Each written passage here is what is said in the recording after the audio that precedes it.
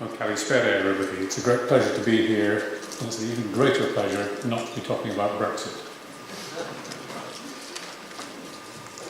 You can see here that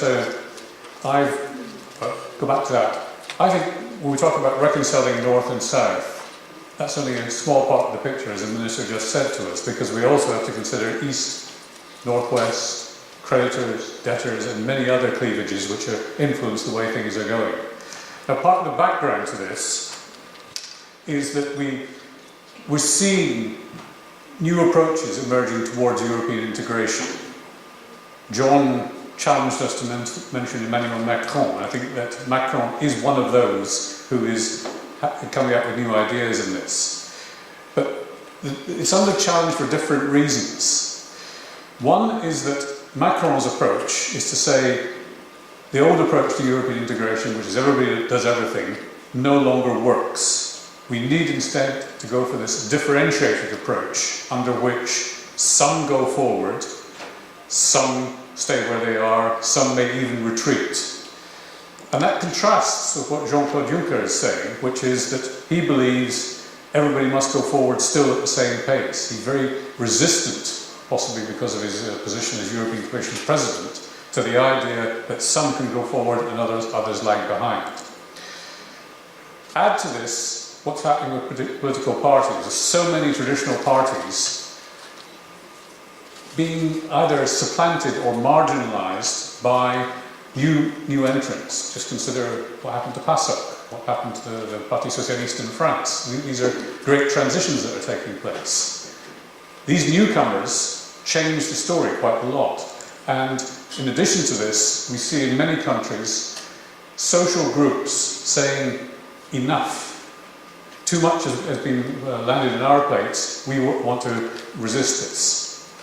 Now, where are the divisions? We see the obvious north-south, but it's not just north-south, because that tends to translate into creditors versus debtors, and I think that's simply too straightforward, too simplistic a way of approaching it. We could say also that a new constellation is emerging in the old Austro-Hungarian Empire, Mitteleuropa, in which we see resistance to so much of what Brussels is saying. And we now have Italy setting up a new contest.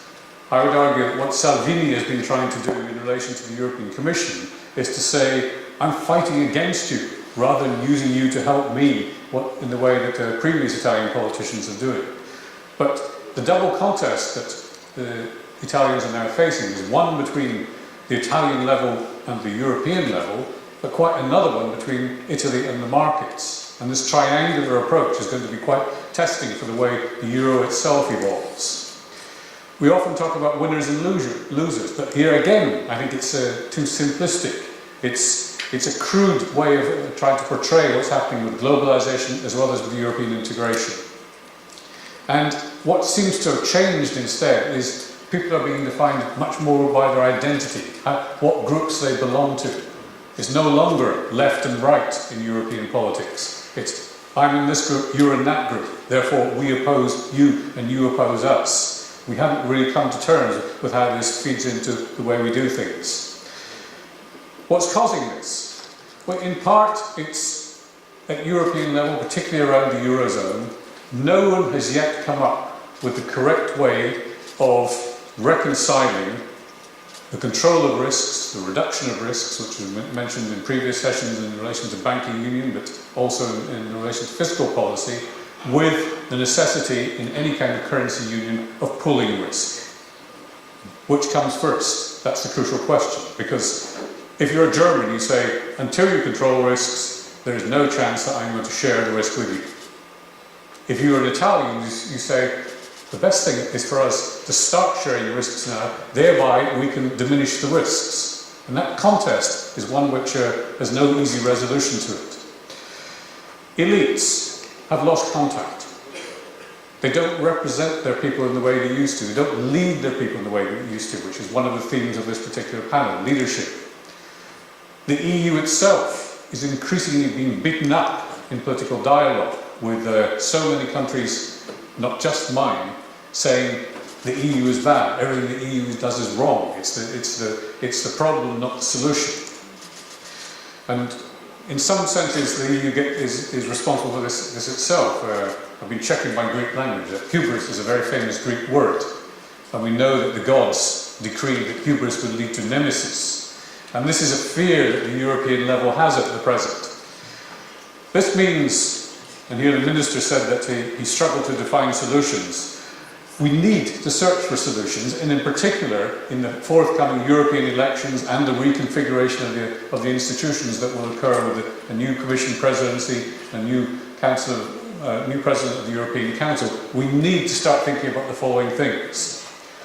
So I've been playing around with words, as is my wont, and I have 5 D propositions for you. I hope you retain my 5 Ds when you go away from this. The first is that, this is really a multiple D,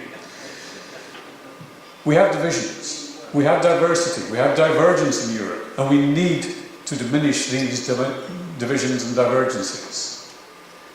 The second is that a more grown-up debate is needed if you want to get the right directions for Europe. Debate, dialogue, this is where we're going to get the correct directions from. The third might strike you as a curious one, the denominator. But if you think about all the things that are troubling us, non-performing loans, the scale of debt in relation to GDP, we always talk about the numerator. How big is the debt? How big are the non-performing loans? And we concentrate far too little on the denominator of that ratio, which is the growth in GDP. If you boost GDP and leave non-performing loans at the same amount, the ratio will go down. So we need to consider the two sides of that ratio. Fourth, fairness, or to put it in a different way, distribution. Part of the backlash that comes from certain social groups stems from a sense that it's unfair. And the fifth, I need say no more on it, we need to democratise the EU. Now, you may see in my profile that I'm a co-director of the Dahrendorf Forum. Ralph Dahrendorf came up with a simple formula. Populism is simple, democracy is complex. Ponder that one. Thank you.